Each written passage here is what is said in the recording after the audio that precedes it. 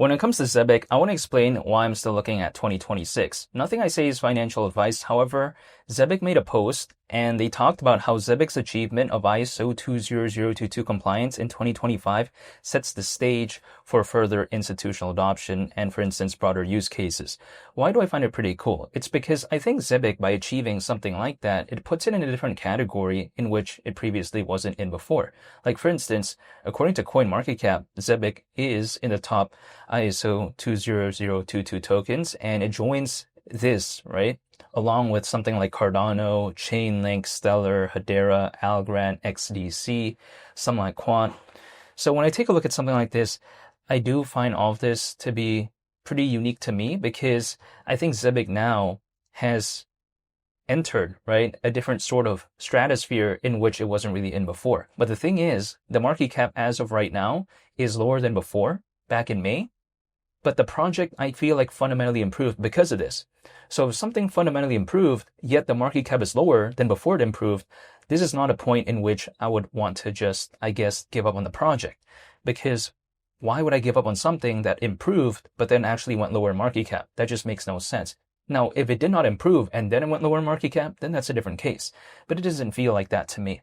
And the thing is this, something like XDC, something like Stellar, because they have an aspect of ISO 20022, it's oftentimes been kind of, arguably, people like to say, oh, it's kind of hard to overtake it because so few projects out there sometimes have that aspect.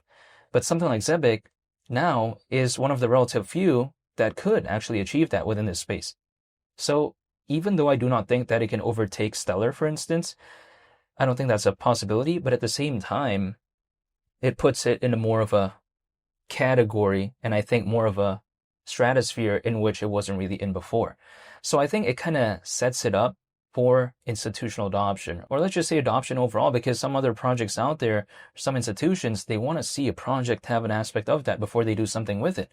So yes, when it comes to Zebec, it's not doing like good at all, right? Comparatively to where it was back in May.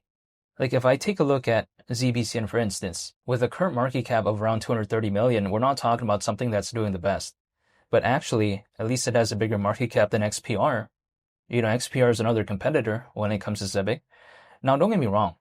That's also another project that I'm looking at as well. But at the same time, I feel like when it comes to Zebec now, it's become arguably, I think, either top 4 or top 5 within the space of global trade and finance within this space. Just because of that, despite the relatively speaking lower market cap. And why is having a greater possibility for institutional adoption a good thing to begin with?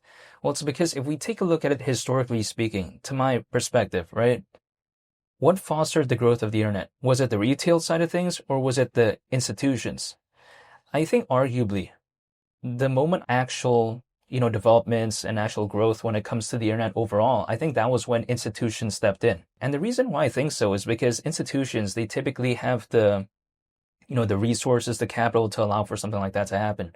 So when it comes to this space, if it needed institutional adoption to really do something to gain mass scale adoption, that wouldn't surprise me either.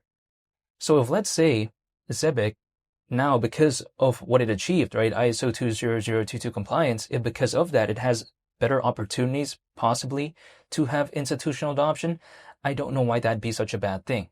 And I think if anything, it's kind of playing into where things are heading moving forward, right? Which is more institutional adoption, more enterprises kind of looking at this space.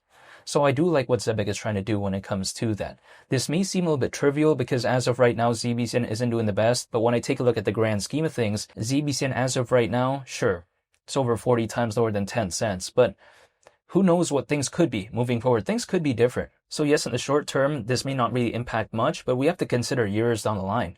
I think something like this does allow for something like Zebec to have greater longevity as opposed to it not having ISO 20022 compliance to begin with. Now, I feel like arguably to me, Zebec feels fundamentally the best I think it's ever been before. Not in terms of price, of course, not doing good whatsoever, but actually in terms of the fundamentals, we have to consider market cap is lower, but then it achieved ISO 20022 compliance. That's not a recipe for me to give up. I'd give up if, let's say, things just kept regressing fundamentally and nothing happened. And then also the price went down and then kind of nothing happened to the project overall. That's a moment where I'd give up. But I just don't see that here. It could change, but I just don't see that as of right now. I'm still waiting, and I'm curious to see what happens in 2026. Only time will tell, but I haven't given up. And when I take a look at something like this, I feel like it's pretty cool seeing Zebec at least acknowledge kind of the importance of their recent achievement in terms of ISO 20022 compliance.